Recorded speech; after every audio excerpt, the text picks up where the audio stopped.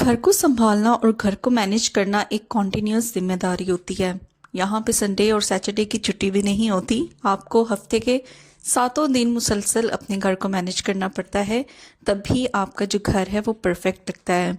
तो आज की वीडियो में भी कुछ ऐसे ही टिप्स एंड ट्रिक्स मैं आपके साथ शेयर करूंगी। तो चलिए स्टार्ट करते हैं आज की इस वीडियो को। So welcome back to my channel Meeshi daily routine. तो आज मेरी टू डू लिस्ट में इस तरीके का जो सोप डिस्पेंसर होता है, डिश वॉश लिक्विड के लिए हम यूज़ करते हैं, इसको क्लीन करना था। इसका ये जो स्पॉन्ज एरिया होता है जहाँ पे हम स्पॉन्ज को रखते हैं, ये काफ़ी ज़्यादा ना डर्टी हो चुका था। काफ़ी ज़्यादा ना इसके अंदर फूड पार्टिकल्स और ग्रीस जो है वो स्टिक कर गई थी।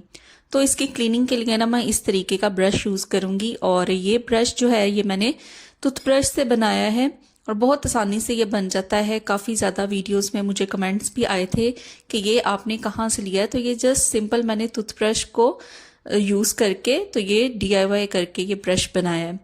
तो इससे बड़े ज़बरदस्त तरीके से ना जो इसकी डिश वॉश लिक्विड की जो प्लेट है ना उसकी क्लीन, और बस उसके बाद मैं इसको सिंपल टैप वाटर से अच्छे तरीके से ना वॉश कर लूँगी।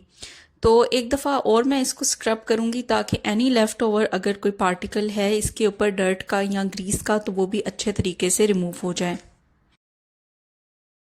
यहाँ पे जो डिश वॉश लिक्विड डिस्पेंसर है इसको अच्छे तरीके से मैंने वॉश कर लिया और ये नीट एंड क्लीन हो गया है। तो हमारे जो इस तरीके के ऑर्गेनाइजर्स होते हैं या घर के अंदर मौजूद हमारी टूल्स होते हैं ना, उनको खुद भी क्लीनिंग की ज़रूरत होती है।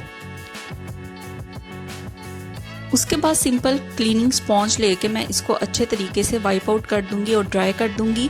तो आप देख सकते हैं जैसे ही मैं स्पॉन्ज को इस प्लेट के अंदर एक दफ़ा वाइप आउट कर रही हूँ तो एनी लेफ्ट ओवर कोई भी इसके अंदर जो पार्टिकल है ना वो भी रिमूव हो जाएगा। और बाकी की जो डिस्पेंसिंग बोतल है ना इनको भी मैं अच्छे तरीके से क्लीन कर लूँगी और मुकम्मल तौर पर इनको ड्राई कर लूँगी। तो यहाँ पे मैं आपके साथ एक व्हाट्सएप चैनल का जो लिंक है ना वो शेयर कर रही हूँ। आप इसको स्कैन करके इसको ज्वाइन भी कर सकते हैं। आपको स्किन से रिलेटेड, अपने हेयर से रिलेटेड, अपनी ब्यूटी से रिलेटेड कुछ भी जानकारी चाहिए या कोई प्रोडक्ट्स आप चाहिए तो आप इस लिंक पे जाके इस व्हाट्सएप चैनल को ज्वाइन कर सकते हैं और अपने जो प्रोडक्ट्स हैं उनको ऑर्डर कर सकते हैं। तो बहुत ही ज़बरदस्त हैं इनके प्रोडक्ट्स और मैं ख़ुद भी यूज़ कर चुकी हूँ। और ये है जी मेन इनके चैनल का, आप समझ लें जो एक थंबनेल है वो है। तो आप इसको ज्वाइन कर सकते हैं। अपने हेल्थ केयर, अपने ब्यूटी से रिलेटेड जो भी आपको इश्यूज हैं वो आप इनके साथ कंसल्ट कर सकते हैं और प्रोडक्ट्स को आप ऑनलाइन जो है वो परचेज कर सकते हैं। तो मैं इनका लिंक भी डिस्क्रिप्शन में दे दूंगी, आप वहाँ से भी इसको ज्वाइन कर सकते हैं। तो मीनवाइल जो एरिया था जहाँ पे मैंने अपना डिस्पेंसर रखा था उस एरिया को भी मैं अच्छे तरीके से क्लीन कर लूँगी। इसके पीछे की वॉल को भी मैंने अच्छे तरीके से क्लीन कर लिया है। और अब यहाँ पे मैं जो सोप डिस्पेंसर है उसको प्लेस कर दूंगी। तो एक तो सोप डिस्पेंसर भी नीट एंड क्लीन हो गया है और जो एरिया था ना वो भी अच्छे तरीके से नीट एंड क्लीन हो गया। तो ये वाला जो ब्रश है ना मैं डिस्पेंसर के पीछे रखती हूँ क्योंकि क्लीनिंग पर्पस के लिए ये ऑन द स्पॉट चाहिए होता है।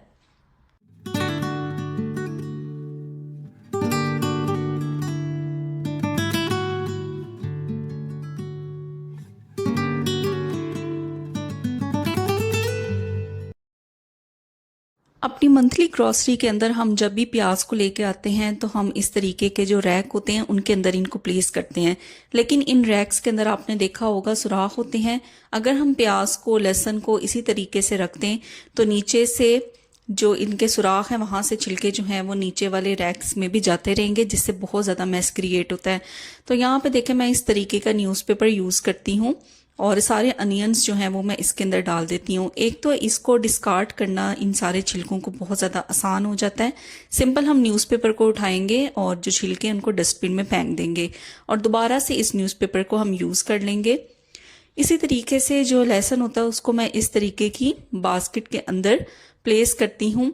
तो इस तरीके से जो रैक है ना वो नीट एंड क्लीन रहता है। बार बार हमें इसकी क्लीनिंग की तरफ ध्यान नहीं देना पड़ता। एक ही दफ़ा हम इसको न्यूज़पेपर को या बास्केट को उठाएंगे और जो भी लेफ़्ट ओवर जो छिलके होंगे उनको हम बिन कर देंगे। आप इन छिलकों को फर्टिलाइज़र के तौर पे भी इस्तेमाल कर सकते हैं अगर आपके घर में प्लांट्स मौजूद हैं।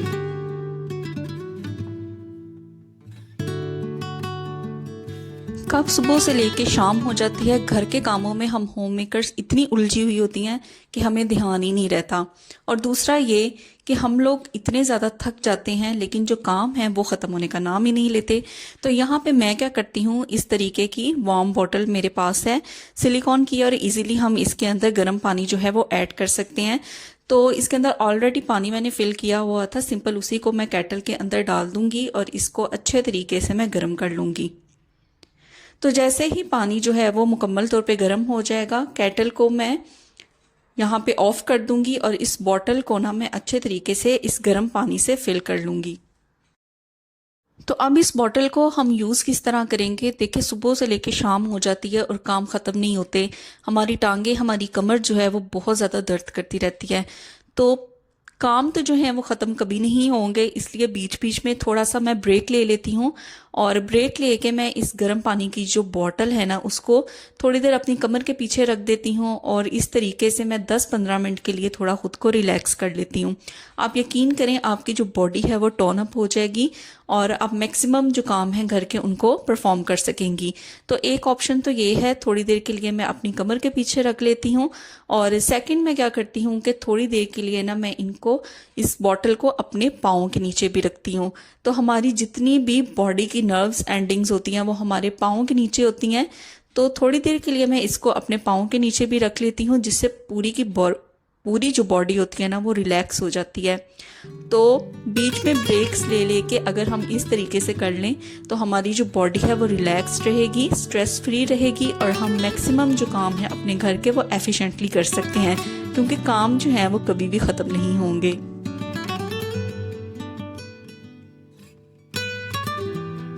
अक्सर कभी ऐसा होता है कि हमें किसी फंक्शन के लिए अपने ब्रेसलेट की कलेक्शन को साथ लेके जाना पड़ता है और हमारे पास कोई ऑर्गेनाइज़र नहीं होता, तो आपस में ही ये ब्रेसलेट्स जो हैं वो उलझ जाते हैं।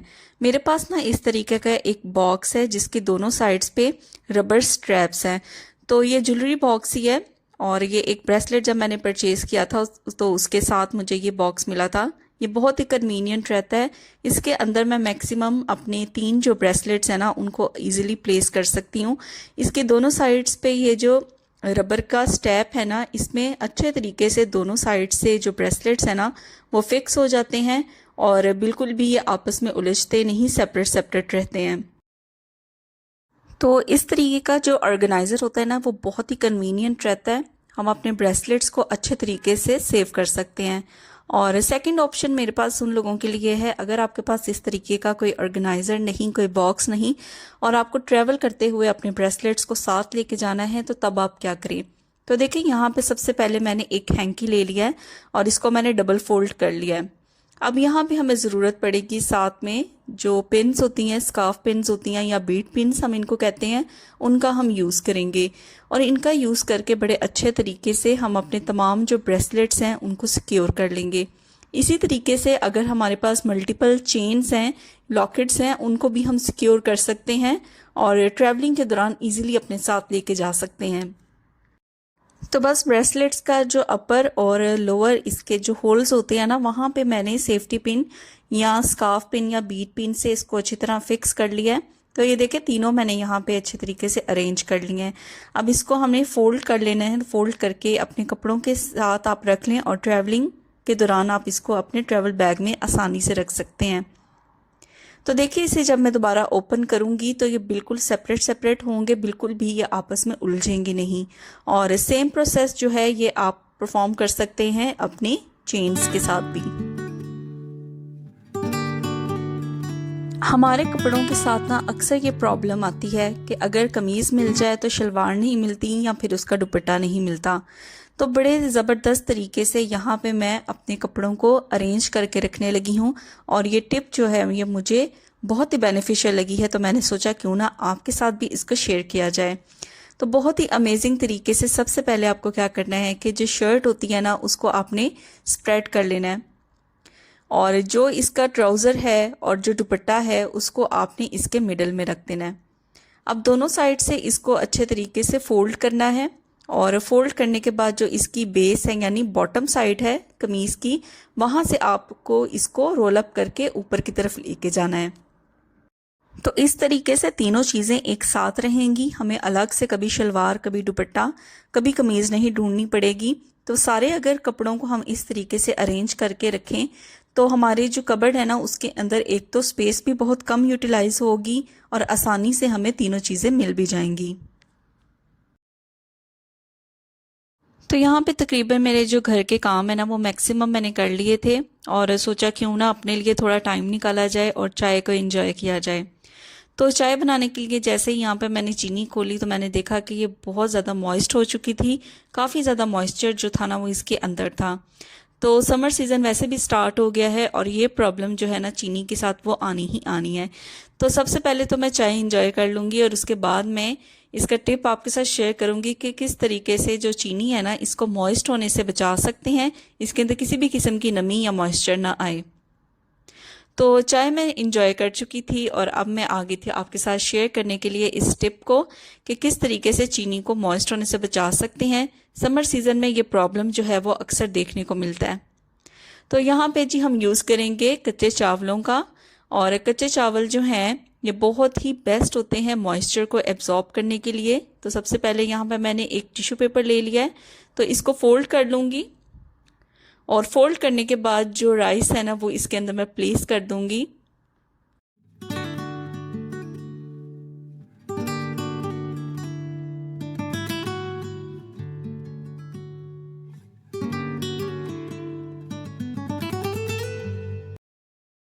तो यहाँ पे टिश्यू पेपर को रैप अप मैंने कर लिया है।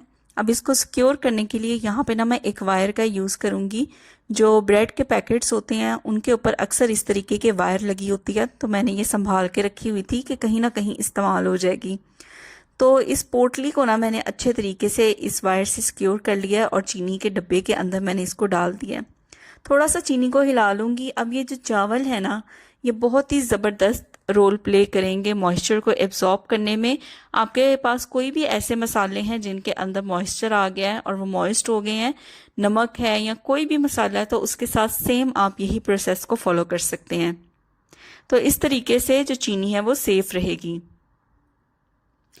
तो होम मैनेजमेंट से रिलेटेड कुछ यही टिप्स एंड ट्रिक्स होते हैं जो हमें परफॉर्म करने पड़ते हैं रेगुलर बेसिस पे। अगर हम इनको टाइम टू टाइम परफॉर्म कर लें तो हमारे लिए भी आसानी हो जाएगी और हमारा जो घर है ना वो भी मैनेज रहेगा। लेकिन इस सब के बीच में अपने लिए टाइम निकालना बिल्कुल भी ना भूलें, क्योंकि आपकी हेल्थ है तो ही आपका घर मैनेज है। अगर आपकी हेल्थ नहीं मैनेज तो आपका घर भी मैनेज नहीं होगा। तो फिर आपसे मिलूंगी एक और ज़बरदस्त वीडियो के साथ। वीडियो पसंद आई है तो इसको लाइक ज़रूर करिएगा। Till then take care, bye bye.